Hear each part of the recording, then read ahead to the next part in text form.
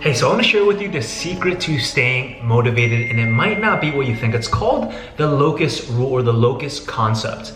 And when I was going through YouTube, I learned a lot through YouTube the same way that you do. I came across a channel called Improvement Pill, and they touched a little bit on this, and I was inspired to read up more on this. And as soon as I learned this rule, I realized, wow, I actually have to share this with you. So pull out a pen and paper, and let's jump into this secret. Hey, if you're new to this channel, my name is Richard. I am an entrepreneur and a high performance coach. I've helped close to 700 individuals through my coaching programs become more high performance versions of themselves. And I want to help you as well today. So right now, I want to share with you the LOCUS rule. Now, the LOCUS rule is actually very simple. If I could just define it in layman's terms, it's the degree to which you believe you have control over your life. And so if you have a very high factor of this LOCUS within your life, it just simply means that you have a lot of control. Now, let me illustrate this with an example, because there was actually a research study done in the late 1990s, and this professor took a classroom of 5th graders. They had these kids start solving the same kind of puzzle that was pretty easy to solve.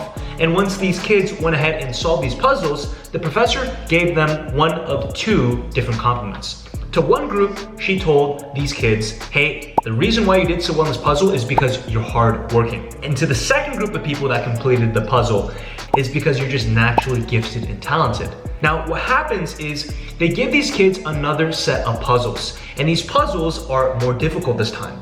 And what happens is with those kids that were told that they're gifted and talented, they didn't put a lot of effort. In fact, a lot of them didn't even finish the puzzles, whereas the first group of kids that were told that they're hardworking, they actually had a much more successful completion rate of the puzzle. Now, the conclusion of the study is pretty simple, as I'm sure you're beginning to register, which is that 5th grade kids, 8 to 9-year-old little children, are able to subconsciously use their work ethic. It just came down to their belief in themselves.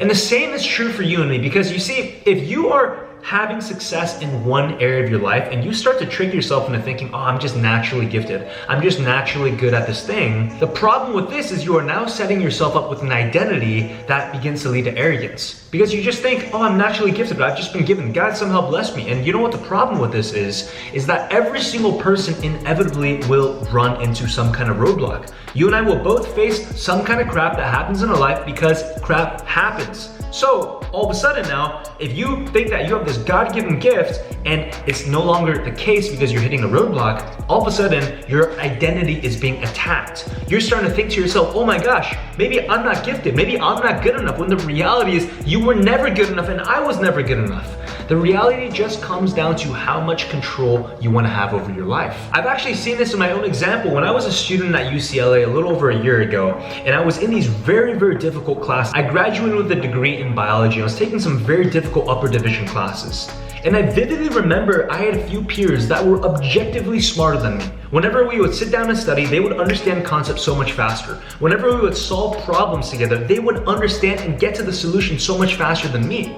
But then when it came down to the actual test results, the final exams, the midterms, I would consistently do better. You know the reason why? Because I put in more work in the preparation of these exams. I actively knew, look, I'm not smart. I know I'm not gifted intellectually. I do not have a high IQ. However, because I had that understanding, I now have increased my locus of control, and I now know I need to work hard because I need to earn a good grade. Because I have a fundamental understanding that I, honest to God, am not gifted at anything, I therefore will use my work ethic. I will use my actions to make sure that I'm compensated and I'm gonna reach those levels that I would have never reached to begin with. And this actually reminds me of a quote by an English poet, well-known, William Ernst Henry, who says that I am the master of my fate, the captain of my soul. Now, I don't 100% agree with that, because as a Christian man of faith, I know that God dictates my life. But at the end of the day, I know that my actions, me speaking to you on this camera right now, onto your computer screen or your phone screen,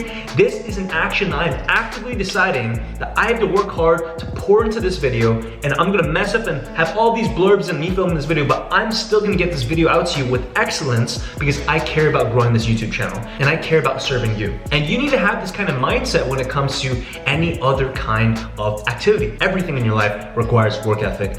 And then look at it in this lens. Are you going to choose option number 1 and just think that you're naturally good or you're naturally bad at something and you're just going to surrender it to the environment? Are you going to surrender it, or are you going to take the more difficult option, the right option, which is to take ownership.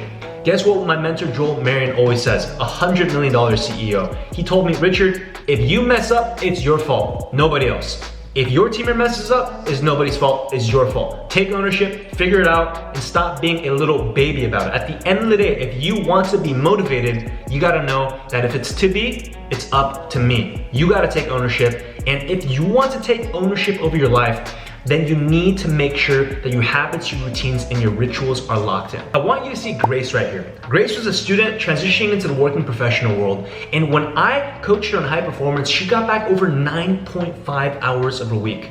And she did that by attending a masterclass I'm actually hosting this coming Wednesday and Saturday. So look, if you wanna get the same results that Grace got, or more. In fact, if you want to get 10 hours, 15, and even 20 hours of your week back without working any harder or relying on more discipline, I want you to click the first link down below in the description. That's going to take you to a registration page where you can sign up for the masterclass that is coming up, and I will see you there. It's completely free for you to attend. And look, if you're an entrepreneur specifically, you're a business owner, I have a free training for you. If you're not an entrepreneur, this will not apply to you, but if you run your own business and you want to transform your income while working less hours, I want you to click the second link down in the description below. That's going to take you specifically to a free training specifically for entrepreneurs. It's about 10 minutes long and it will bless you. I also want to remind you that this video was 100% free for you. Look, if you got value from this video, the price that you pay is to share with a friend. I ask you to go ahead and copy the link. It's right there down below in the description. Copy that link, text it to a friend, and bless someone else with this video if it served you as well. I can't wait to see you on the next video. Remember, how you do one thing is how you do everything.